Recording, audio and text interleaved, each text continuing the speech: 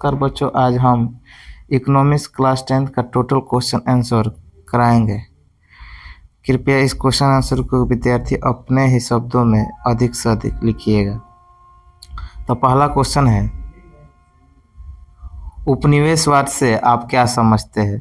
उपनिवेशवाद से आप क्या समझते हैं? दूसरा क्वेश्चन है, ये क्वेश्चन आने की संभावनाएं बहुत ज़्यादा है, वीवीआई क्वेश्चन है। दूसरा है, अर्थव्यवस्था का अर्थ क्या होता है तथा अर्थव्यवस्था कितने प्रकारों को कार्यों को संपादित करती है? क्वेश्चन नंबर तीसरा है, प्रोफेसर ब्राउन के अनुसार अर्थव्यवस्था की परिभाषा लिखिए।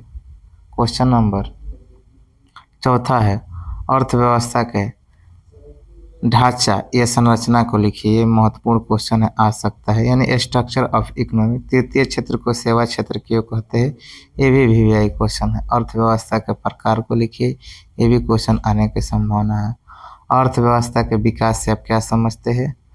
आर्थिक विकास से आप क्या समझते हैं? मौद्रिक विकास से आप क्या समझते हैं? समावेशी विकास से आप क्या समझते हैं? इंक्लूसिव ग्रोथ से आप क्या समझते हैं? मोस्ट वीवीआई क्वेश्चन है। सतत विकास से आप क्या समझते हैं? यानी विकास की वैसी प्रक्रिया जो निरंतर लगातार चलते हैं, सस्टेनेबल डेवलपमेंट। ये भी आने की क्वेश्चन संभावनाएं ज़्यादा है। आर्थिक वृद्धि तथा आर्थिक विकास में 3 अंतर को लिखिए। आपको जितना अंतर याद होगा उतना लिखिएगा, अधिक से अधिक कम से कम 2 अंतर तो जरूर लिखिएगा अच्छा नंबर लाने के लिए। क्वेश्चन नंबर 13वां है, उसला हिक्स और मेडसन आर्थिक वृद्धि और आर्थिक विकास में क्या अंतर लिखते हैं या बताते हैं? योजना आयोग के अनुसार आर्थिक नियोजन से आप क्या समझते हैं? ये भी क्वेश्चन आएगा। योजना आयोग के बारे में लिखिए। राष्ट्रीय विकास परिषद अर्थात एनडीसी को समझाइए। ये क्वेश्चन नहीं आएगा, लेकिन ध्यान में रखिएगा। आर्थिक विकास की माप एवं सूचकांक को लिखिए। आर्थिक विकास के जो माप और सूचकांक को आप समझ लीजिएगा। मानव विकास सूचकांक से आप क्या समझते हैं? एचडीआई। और एचडीआई कौन जारी करता है, याद रखिएगा। क्वेश्चन नंबर 19वां है, आधारित संरचना यानी इंफ्रास्ट्रक्चर से आप क्या समझते हैं? जैसे परिवहन है, स्कूल, कॉलेज, अस्पताल, सड़क, ये सब आधारित संरचना आते हैं। प्रोफेसर केन्स के अनुसार राष्ट्रीय आय बराबर क्या होता है? यानी कि वाई बराबर सी प्लस आई। प्रोफेसर केन्स जो देता है उसके बारे में यहाँ पर जानना है। क्वेश्चन नंबर 25 है, बिहार के पिछड़ेपन का कारण। ये तो बहुत बार आ गया है। बिहार के पिछड़ेपन के कारण का दूर करने, कृषि जनित उद्योग, ये भी देख लीजिएगा। मिश्रित अर्थव्यवस्था वीवीआई क्वेश्चन है। से आप क्या समझते हैं? नरेगा से आप क्या समझते हैं? वो तो ज़्यादा कोई महत्वपूर्ण है। क्वेश्चन नंबर 26वां, आर्थिक विकास क्या है और आर्थिक विकास तथा आर्थिक वृद्धि में क्या अंतर है? ये दीर्घ में आएगा तो आएगा। आय से आप क्या समझते हैं? ये भी महत्वपूर्ण क्वेश्चन। गरीबी की कुछ चक्रों की धारणाओं को लिखिए। ये प्रोफेसर केन्स कहता है कि जब कम आय होगा तो उसका बचत कम होगा, बचत कम होगा तो पूंजी कहीं कम निवेश करेगा। निवेश ये गोल गोल चक्र, निवेश कम हो तो लाभ कम होगा। यानी कि जो चक्र हो रहा है, कुछ चक्र चल रहा है, यानी कि अच्छा चक्र नहीं चल रहा है। अब क्वेश्चन नंबर 29वां है, राष्ट्रीय आय का क्या समझते हैं? जो राष्ट्रीय आय से आप क्या समझते हैं? क्वेश्चन नंबर देखिए 2 बार रिपीट हो गया है। क्वेश्चन नंबर फिर 29वां है, सकल घरेलू अर्थात जीडीपी से आप क्या समझते हैं? सकल घरेलू उत्पाद से आप क्या समझते हैं? अर्थात जीडीपी से आप क्या समझते हैं? यानी कि ग्रॉस डोमेस्टिक प्रोडक्ट से आप क्या समझते हैं? क्वेश्चन नंबर 30वां है, सकल या कुल राष्ट्रीय उत्पाद अर्थात जीएनपी से आप क्या समझते हैं? ये आपको हम बताए हैं विस्तार से। क्वेश्चन नंबर 31वां है, भारत में राष्ट्रीय आय की ऐतिहासिक दृष्टिकोण को समझाइए। आप भारत में राष्ट्रीय आय की ऐतिहासिक दृष्टि 1868 में दादा भाई नौरोजी से लेकर आज 1954 टोटल सारी घटनाओं को बता देना है।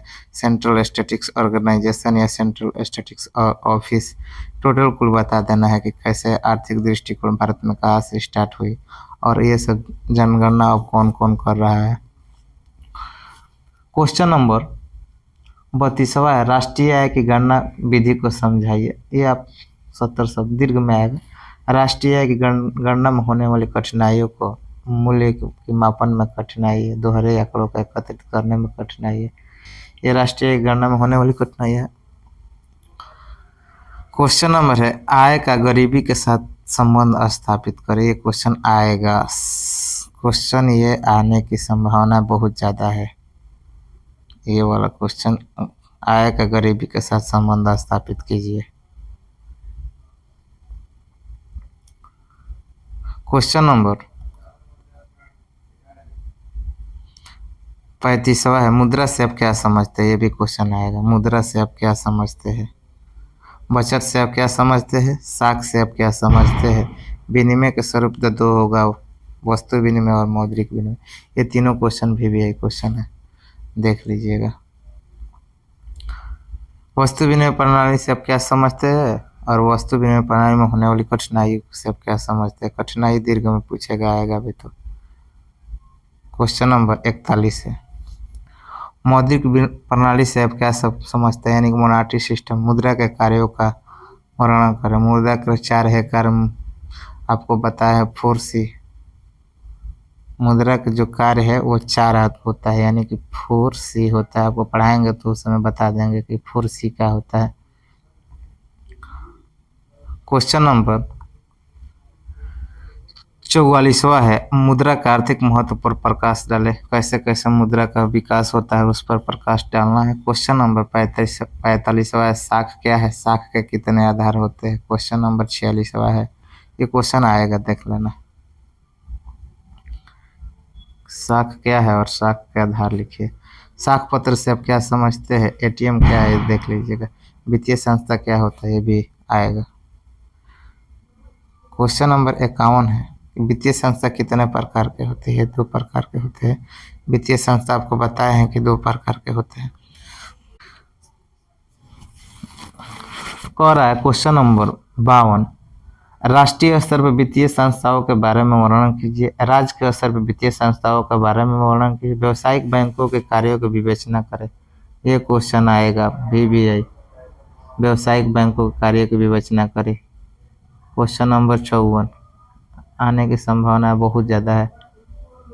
क्वेश्चन नंबर 55 है, सहकारिता का मूल तत्व क्या है और राज्य में इसकी भूमिका क्या है। तो ये भी क्वेश्चन आने की संभावना है। राज्य स्तरीय संस्थागत वित्तीय स्रोतों का वर्णन करें। सूक्ष्म वित्तीय योजनाओं को परिभाषा करिए, तो आएगा ही। सूक्ष्म वित्तीय संस्था जो होता है माइक्रो फाइनेंस इंस्टीट्यूट।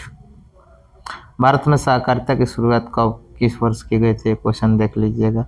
स्वयं सहायता समूह, ये तो बहुत बार पूछ लिया है। व्यावसायिक बैंक जमा राशि कितने पर, संक्षिप्त में वर्णन करिए। दोनों question most VBI question guaranteed है कि आ जाएगा। क्वेश्चन नंबर 61 है, किसानों के ऋण तथा साख की आवश्यकता क्यों पड़ती है, भी क्वेश्चन देख लीजिएगा। राज्य वित्तीय संस्था कितने भागों में बांटा के वर्णन करें। सहकारिता प्रांतीय सरकारों का स्थानांतरण का विषय कब बना है, ये भी देख लीजिएगा। क्वेश्चन नंबर 61 है, किसानों के ऋण एवं साख की आवश्यकता क्यों पड़ती है, क्वेश्चन आएगा। राज्य स्तरीय वित्तीय संस्था कितने भागों में, संक्षिप्त में।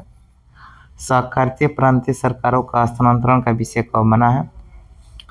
व्यावसायिक बैंकों का राष्ट्रीयकरण कब, ये सब ऑब्जेक्टिव क्वेश्चन है। देश में सभी कार्य क्षेत्रीय ग्रामीण बैंकों की संख्या, रोजगार एवं सेवा एक दूसरे के पूरक है कैसे, ये क्वेश्चन आएगा। आर्थिक विकास के कितने क्षेत्र होता है, ये भी क्वेश्चन आएगा। सरकारी सेवा किसे कहते हैं, यानी कि सरकारी दुल्हा किसे कहते हैं।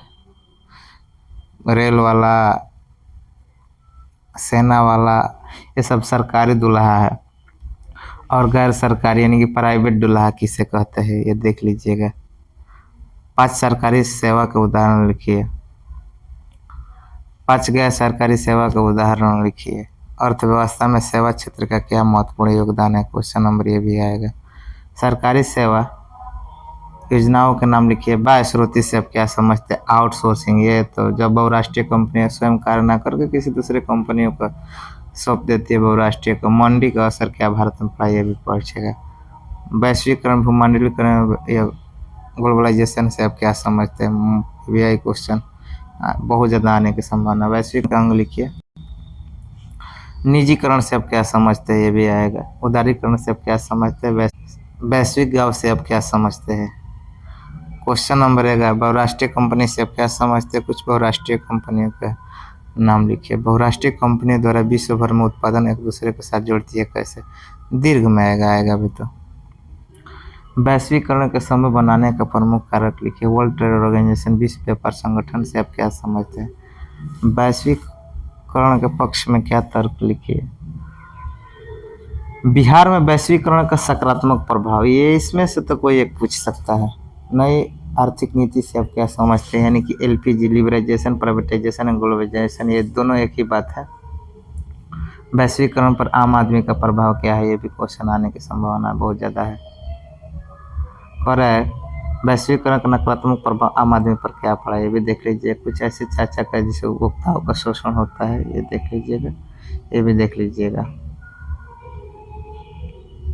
क्वेश्चन नंबर, क्योंकि उपभोक्ताओं के द्वारा बाजार में कुछ अधिकार दिए गए, ये तो क्वेश्चन देख लीजिएगा। क्वेश्चन नंबर 54 है, उपभोक्ताओं के कर्तव्यों को लिखिए। उपभोक्ता संरक्षण अधिनियम के तहत उनकी शिकायत निवारण के लिए व्यवस्था की गई, क्वेश्चन आएगा। उपभोक्ताओं के जागरण हेतु नारा लिखिए। मानवाधिकार महत्व, उपभोक्ता संरक्षण में प्रमुख विशेषता, ये सब क्वेश्चन नॉर्मल है, ये देख लीजिएगा। कैसा लगा वीडियो आप कमेंट बॉक्स में बताइए हमें। तब तक हमारे YouTube channel SST with Bhaskar को देखते रहिए। धन्यवाद।